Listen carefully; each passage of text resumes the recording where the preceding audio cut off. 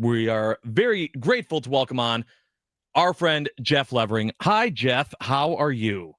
Hi, Josh. I'm doing fine. I see you've transitioned into basketball season already because you got your Bucks Like hat and that. your Bucks shirt and It's everything it's else. opening So night. I'm wearing my you, opening night gear your for regalia, opening if night. you will. Yes, yes. Nice. No, that's good.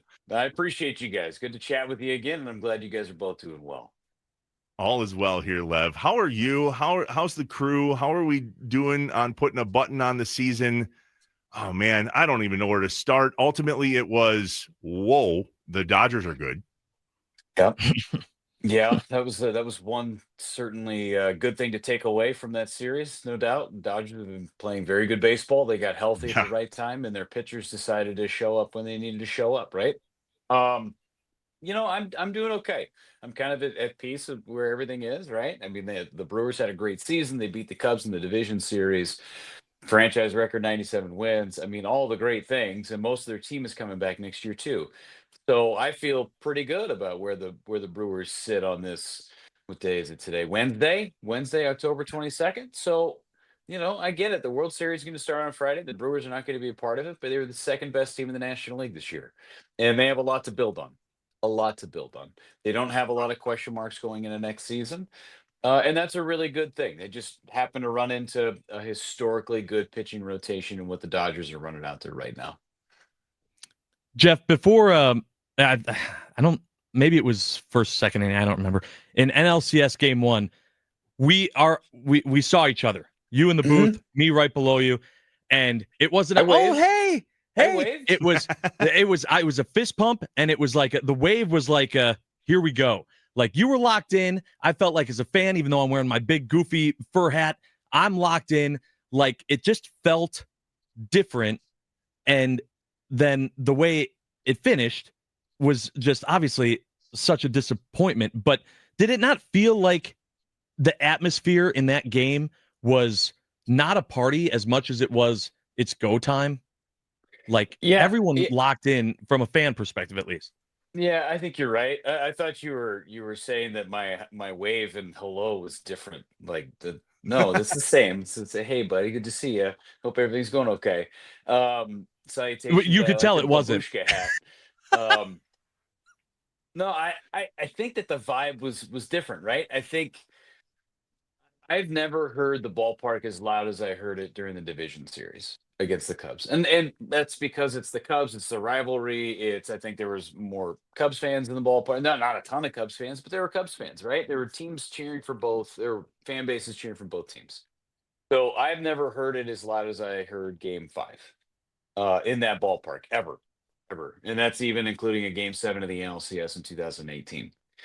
So I think the vibe was different. You got through the Cubs, and it was loud for Game 1 of the NLCS, but at the same time, the Brewers fans didn't have anything to cheer for until the ninth inning.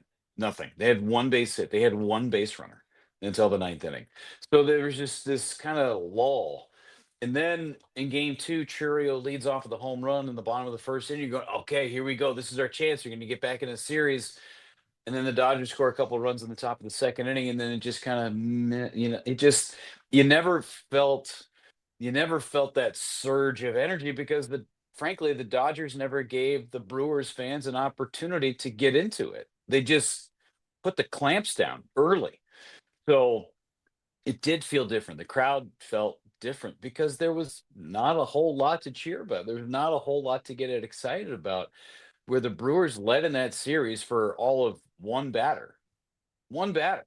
Game 2, they led the second hitter of the top of the second inning, he solo homer to tie it. So there was not a whole lot to cheer for, but there was a tenseness, I would say, in the crowd, as opposed to a hey, all right, let's go. This is awesome. We're all jacked up. But there was a tightness, it felt like, in the crowd. Chatting with Jeff Levering, the voice of the Milwaukee Brewers, as the Brewers closed out their season at the end of last week, and we just simply move on with life somehow. And yet, as a fan, we had to sit here and go, God, what happened? How did we land here? And I am so sick of the money conversation. So I don't want to have it, right? Because as Brewers fans, if we're being completely honest with ourselves, when we won 8 in a row, 11 in a row, 14 in a row, and a franchise record 97 wins on the season, nobody was talking about money then. And now all of a sudden, we get our you-know-what's handed to us in the NLCS, and it's all about money. I think that's crap. And what happened? Because it wasn't supposed to end that way. Right. So a couple of, I mean, you're going to get me down on a couple of different paths here, but I think that the biggest thing, I think the Brewers ran out of gas, right? Okay, so they get through the division series, and then again they ran into historic pitching performances from the Dodgers. Fine, tip your cap. They're playing extremely well right now. I get it. I totally get all that stuff. On the money part of it, um, the Brewers are in a situation where they can't host ever. They have to, and they played that way. They played that way for the last 2 years with Murph. They are all gas, no brakes, right? You have to play that way. You have to play with that win tonight because we don't know what's going to happen tomorrow.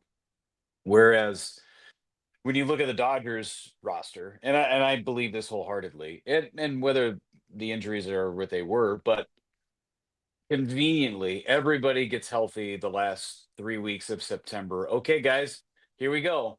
We're gonna put it together for the last 3 weeks. We're gonna go 21-6 down the stretch, and then it's playoff time.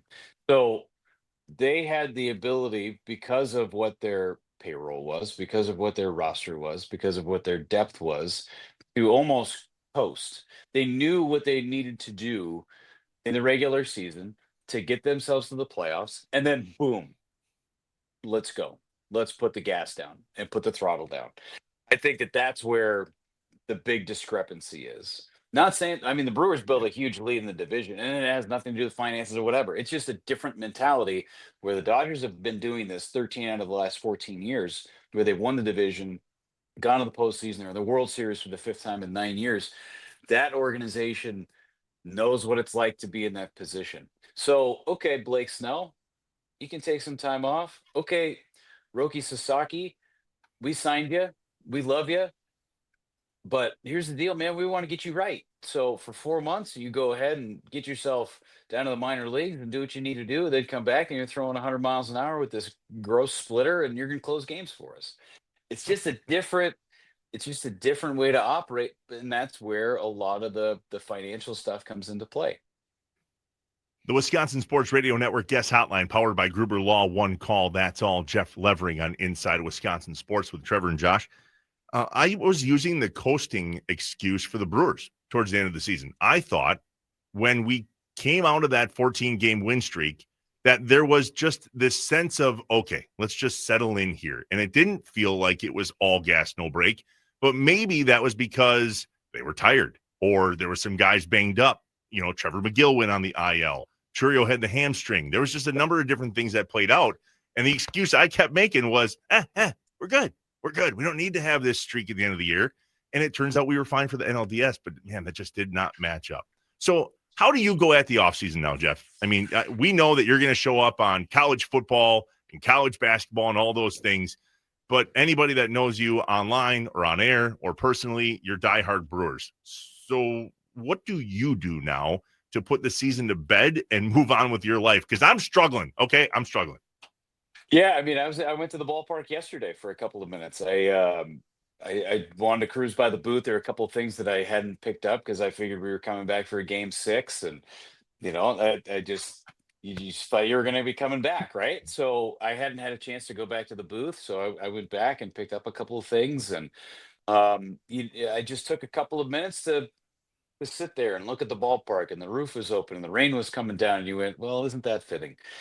So, I mean, for me, it was Sarah almost McLaughlin playing maybe in the background. Jeez, Jeff. everything This but the ASPCA commercials. yeah. So Woof. please adopt more pets. Oh. I may have been burning some incense, but no, I wasn't doing that. I wasn't doing that. But I think for me, for the baseball season, you work so hard for 9 months, right? We reported spring training in February, and then here it is, the midpoint of October, and okay, your season just see you later. You say bye to your summer family, you say bye to your spring family, and then okay, we'll just hibernate for a couple of months, and then we'll see each other again in Arizona. It's such a weird thing that that only sports provides. Any other business here, okay, I'll see you. Have a good weekend. I'll see you on Monday. Right. That doesn't happen in the baseball world. You know, the team will never look the same as it did this year. It'll be different cast of characters. You'll see guys on different teams. That's just inevitable. That's the way it is. Coaching staff, some guys will leave. So for me to kind of put the season to bed, you think on it, and I wrote a few words and posted it up on the socials and stuff, and thank the fans, and I know the fans will be back, which is great, and I appreciate all the love that I got, that the team got, that the passion that this fan base has. Um, but you try and turn the page. The season's over. It was a successful season. I was happy with the way things went. I think the fans should be pleased with how the way things went. It was a great summer. It was a super entertaining summer. You lived and died on every pitch over the course of the summer. That means the team's doing something good, and they should be proud of that. And I was proud of that. Last thing for me here, Jeff. You heard at the beginning of the segment, Trevor said we're putting a bet on how Aaron Rodgers performs on Sunday. Oh yeah, spicy. Quickly, Spicy. your Yeah. thoughts. How does Rodgers do against the Packers Sunday? I think Micah Parsons is going to have a good day. I think Woo, he's going to let's have go. a good day. Okay. Okay. That's kind of where I'm at with it. I mean, you are going to be in Pittsburgh. I don't know what the weather's going to be like in Pittsburgh, but not that it matters. But I feel like Parsons is going to have a big day. That's where So I'm at. the bet is, I think Rodgers is going to throw 2 picks. I think picks have been hard to come by this year in the NFL. I think he's going to get all up in his feels. He's going to try to prove to the Packers that they made a mistake, even though it's 3 years removed now. And he's going to throw 2 picks. And Josh says there's no way he's throwing 2 picks. I don't think he's throwing 2 picks against the Packers. Did So you we're guys betting set the Steve. line at 1.5? That's We the did. line. That's exactly right. I'm going to go under. I'll go under. Thank you, Jeff. He's Jeff gonna- on he's my gonna throw- side. He's going to throw 1, I'm with but you. maybe not 2. I don't think he throws 2. So the bet is 1.5. I took the over. You two apparently have the under. Let's go. You know what, Lev? If you would like to join us for the steak dinner, you are Please. invited. You're part Here's of the it. problem, though. Here's the problem. If that guy loses, you two boys have to come to Green Bay. Yeah. To his favorite steak place, the Prime Quarter. No, Oh, okay. no. Oh. Republic Chop House. Oh, okay. That's an open invite to Green Bay, eh? Hey, Okay. come on up. Otherwise, he's coming down here. We're going to my favorite steakhouse, Henry Flock Steakhouse, Okay. and we'll take care of business there. Come Those on. would both be new experiences for me. So I'm all in. All right, Josh. Jeff's a part of this. Honestly, Jeff can't lose. Yeah, it's a win-win if you're Jeff. This No, is I'm good. definitely.